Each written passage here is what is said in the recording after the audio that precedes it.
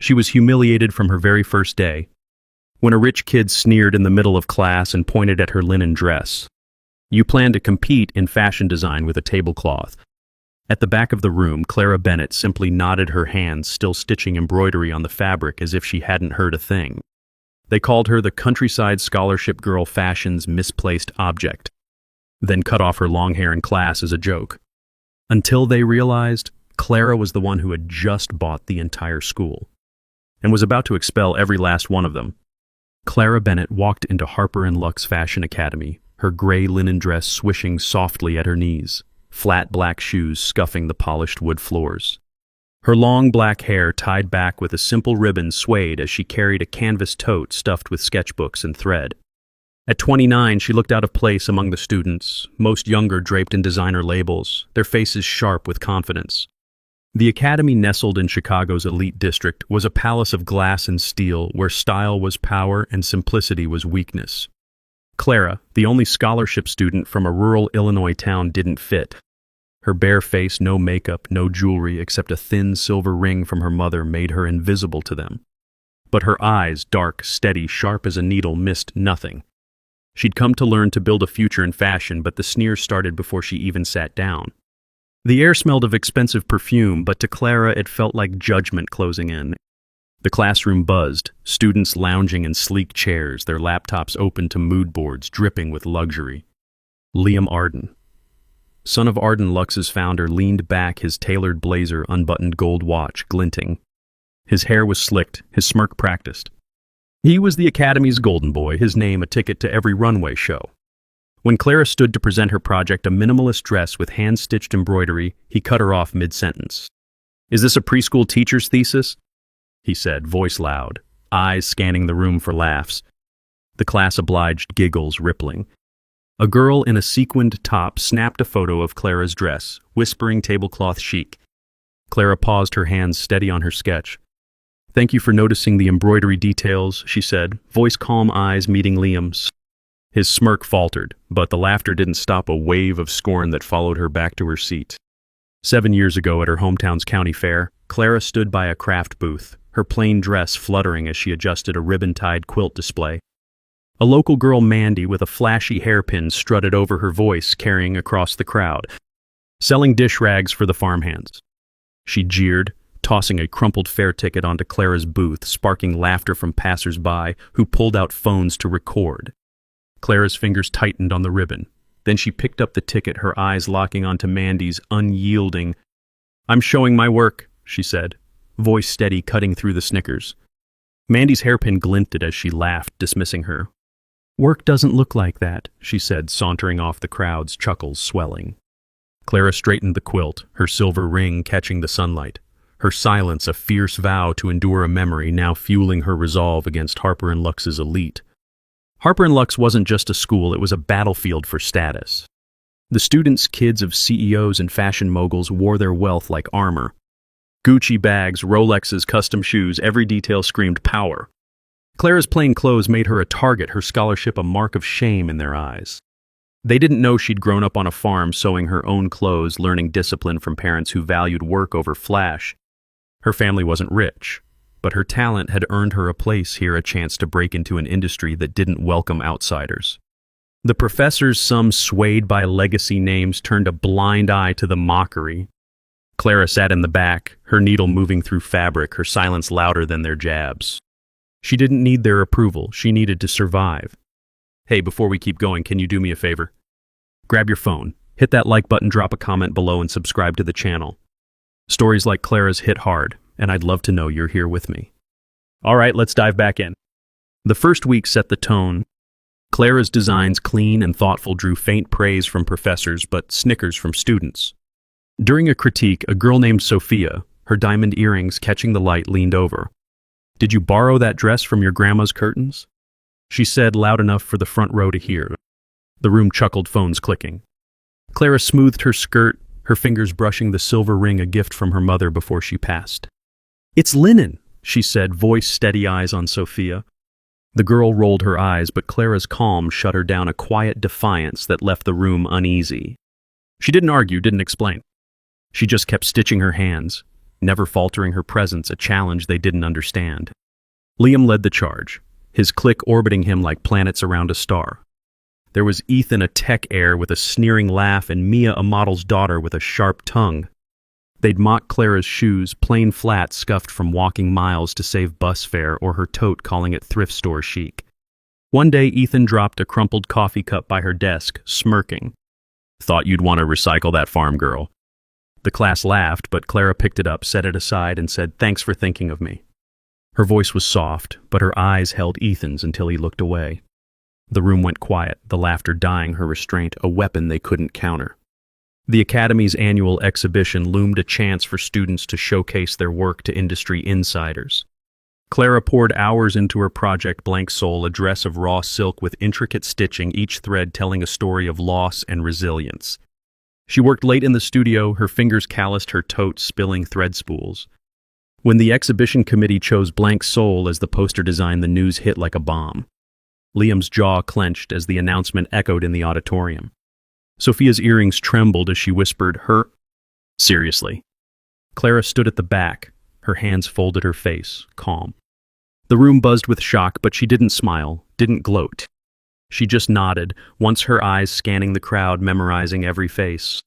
The poster decision wasn't random. A visiting curator, a quiet woman in black who'd seen Clara's work at a regional show years prior, had championed Blank Soul for its raw honesty. Her vote tipped the committee, a fact whispered among faculty, but unknown to Liam's clique.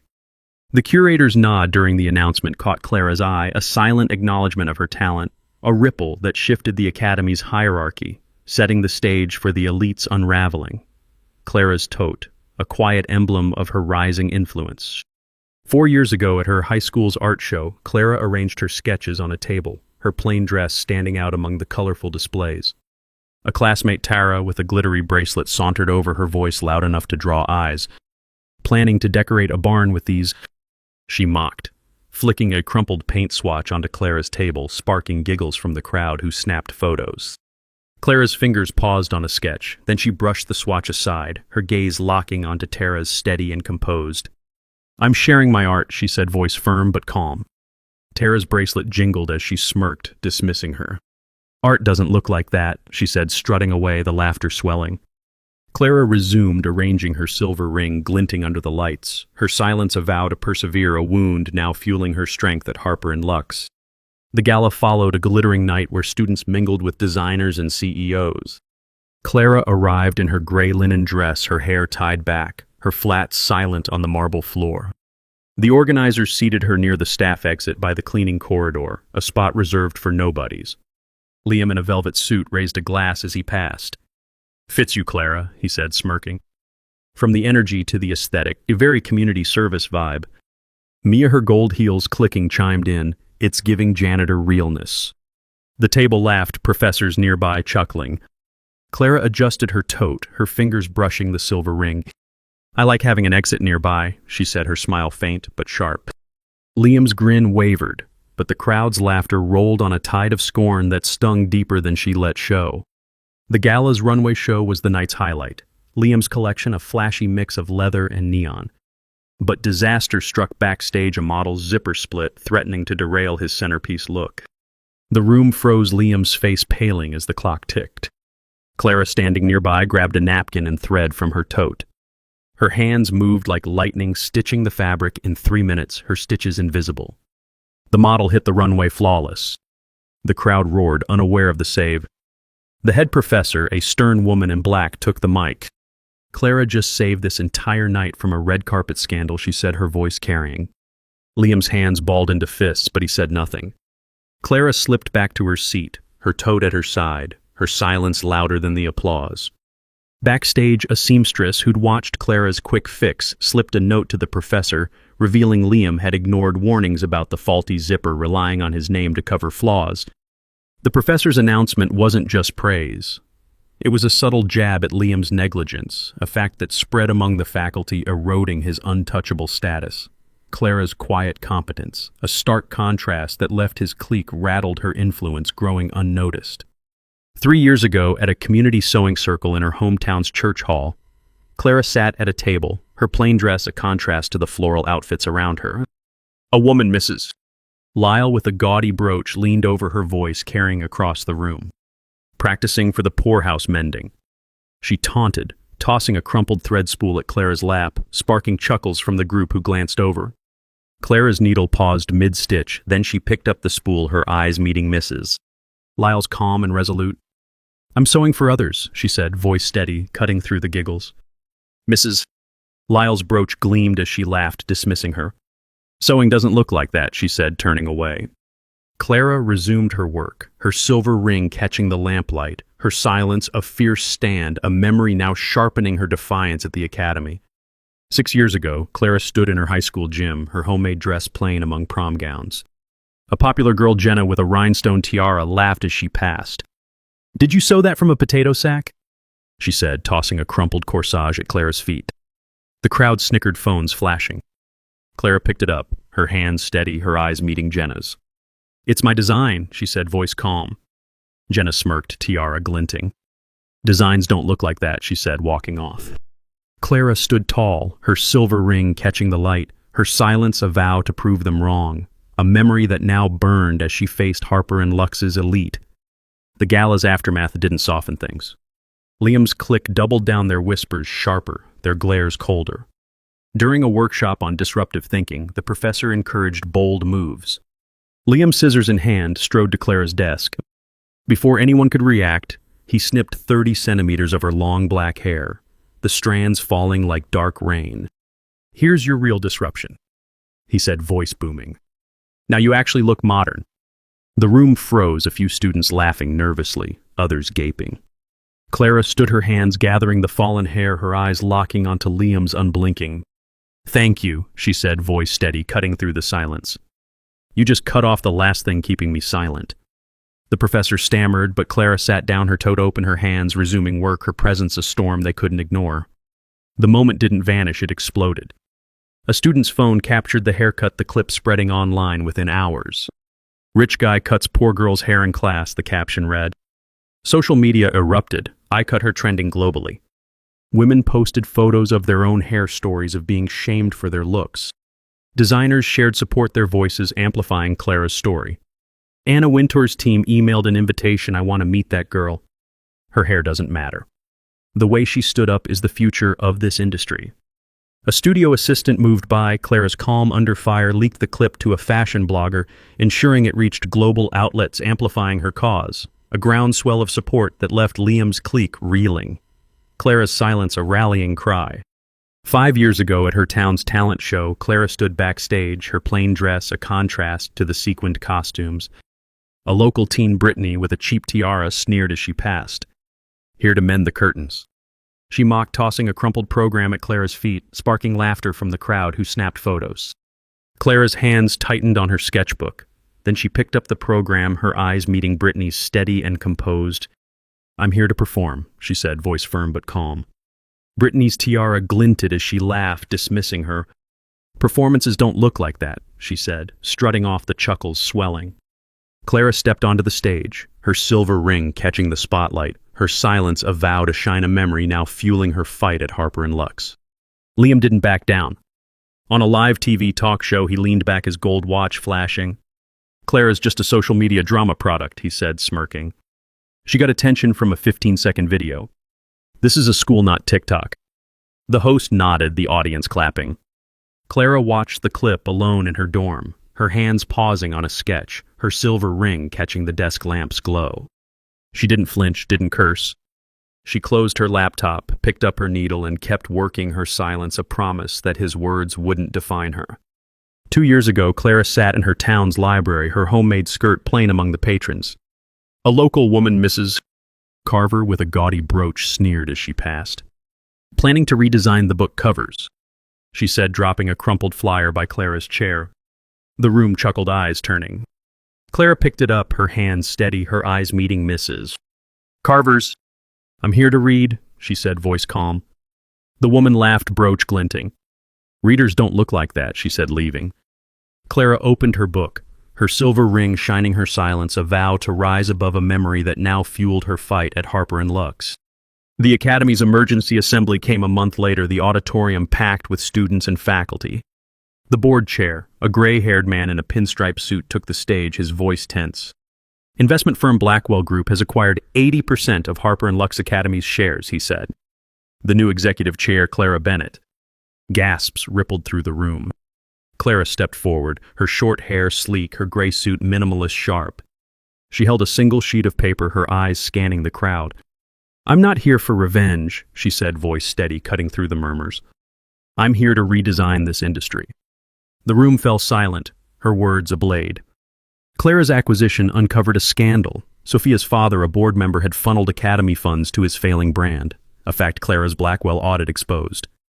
Her announcement stripped his influence, leaving Sophia's status in tatters, a devastating blow that silenced her diamond-clad arrogance. Clara's quiet authority reshaping the Academy's power structure, her tote, a symbol of her unyielding resolve.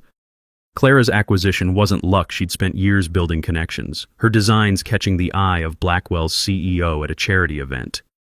Her scholarship hid a relentless drive, her nights spent pitching ideas to investors, her tote carrying contracts as often as thread. The mentorship program prioritizing legacy wealth gone, she set her eyes on Liam's clique. Liam's private studio gone. Those who laughed when my hair was cut your salaries. The auditorium froze, Sophia's earrings still, Ethan's smirk gone, Mia's heels silent. Clara folded her paper, her silver ring glinting, her silence louder than their fear. Liam's fall was brutal. His family's brand, Arden Lux, dropped him after sponsors pulled out, citing his behavior in the viral clip. His studio, a perk of privilege, was converted into a communal workspace for scholarship students. Clara didn't watch his exit. She was in her office, sketching a new curriculum, her tote on the desk. The professors who'd chuckled at her tablecloth dress faced reviews, their contracts shaky. The Academy's culture shifted, elitism cracking under Clara's steady hand, her silence a force reshaping a world that once mocked her. Last year, at her hometown's Harvest Festival, Clara stood by a craft stall, her plain dress soft in the breeze, arranging her hand-sewn scarves. A local woman, Mrs. Holt, with a flashy necklace, sneered as she passed. "Selling rags for the soup kitchen," she taunted, tossing a crumpled festival map at Clara's stall, sparking chuckles from the crowd who pulled out phones. Clara's fingers paused on a scarf, then she picked up the map, her eyes meeting Mrs. Holt's, calm and resolute. "I'm sharing my craft," she said, voice steady, cutting through the giggles. Mrs. Holt's necklace gleamed as she laughed, dismissing her. "Crafts don't look like that," she said, walking off, the laughter swelling. Clara resumed arranging her silver ring, catching the sunlight. Her silence, a fierce stand, a memory now driving her mission at Harper & Lux. 5 years ago, Clara stood in her town's fabric shop, her plain dress scuffed from work. A shop clerk with a flashy scarf laughed as she rang up Clara's thread. "Making curtains for the poorhouse," she said, tossing a crumpled receipt at Clara's bag. The customers snickered. Clara picked it up, her eyes meeting the clerk's steady. "I'm making clothes," she said, voice soft. The scarf fluttered as the clerk laughed, dismissing her. "Clothes don't look like that," she said, turning away. Clara left her silver ring catching the sunlight, her silence a vow to prove them wrong, a memory now burning in her heart. Clara's scholarship fund, the Scissors Project, launched quietly its first recipients, women who'd faced public shaming for their looks. She funded their designs, mentored them in a studio with open doors, her short hair a badge of survival. The industry took notice. Vogue ran a feature calling her the silent revolutionary. Clara didn't read it, her hands busy with thread, her tote spilling sketches. She stood in the studio watching students, new faces, not legacy names, collaborate, their laughter free of scorn. Her silver ring gleamed, her silence a quiet triumph. The consequences kept unfolding, a truth settling over Harper & Lux. Sophia lost her internship with a major label, her social media posts mocking Clara, resurfacing online. Ethan's tech venture tanked, investors citing his arrogance, a trait exposed in the viral clip. Mia's modeling agency dropped her role in Liam's clique, costing her bookings. These weren't Clara's doing, they were reality, catching up the scales, tipping. Clara didn't gloat, didn't linger. She walked through the academy, her flats soft on the floors, her tote slung over her shoulder, her presence a reminder that truth outlasts cruelty. The Scissors Project's first graduate, a young woman named Lena, launched a collection at a Chicago showcase dedicating it to Clara. The event drew global designers their applause, a stark contrast to Liam's fading relevance.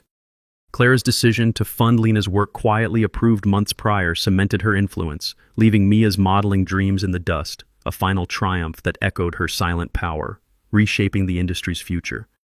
2 years ago, Clara sat in her church's basement sewing costumes for a play. A local woman, Mrs. Tate, with a pearl necklace, smirked as she passed. "Making rags for the kids," she said, dropping a crumpled fabric scrap by Clara's chair. The room laughed, eyes turning. Clara picked it up, her hand steady, her eyes meeting Mrs. Tate's. "I'm making costumes," she said, voice calm. The necklace gleamed as Mrs. Tate chuckled, dismissing her. "Costumes don't look like that," she said, leaving. Clara kept sewing her silver ring, shining her silence a vow to rise, a memory, now fueling her mission. Clara's office overlooked the academy's courtyard where students once mocked her. Now it hosted open workshops, scholarship kids sketching beside legacy students, their barriers crumbling. She stood by the window, her short hair catching the light, her gray suit simple but sharp. A professor knocked, her face nervous, holding a new curriculum draft. "Approved," Clara said, her voice steady, her eyes scanning the pages. The professor nodded, her deference a shift from the gala's chuckles. Clara's tote sat on her desk, thread spilling, a reminder of her roots, her silence, a power that reshaped the academy. Liam's name faded from fashion circles, his brand's collapse a cautionary tale. Clara didn't follow the news, she was busy, her hands sketching, her tote carrying plans for a new design hub. The Scissors Project grew its scholarships, reaching women globally, their stories echoing Clara's. Time magazine's cover featured her, the headline bold, "The woman they cut down, who then cut down the entire system." Clara didn't frame it, her focus on the next student, the next stitch, her silver ring glinting as she worked, her silence a legacy. 1 year ago, Clara stood in her town's park, sketching under a tree, her plain dress soft in the breeze. A local teen with a cheap bracelet laughed as she passed. "Drawing napkins for the picnic," she said, tossing a crumpled soda can by Clara's sketchbook. The crowd snickered, phones out. Clara picked it up, her eyes meeting the teen's steady. "I'm drawing designs," she said, voice soft. The bracelet jingled as the teen laughed, walking off. "Designs don't look like that," she said. Clara resumed sketching, her silver ring shining, her silence a vow to keep going, a memory now driving her forward. Clara's final act at Harper & Lux was a new exhibition open to all, showcasing designs from the Scissors Project. The posters featured a single needle, a nod to her roots. She walked the gallery, her flats quiet, her tote slung over her shoulder.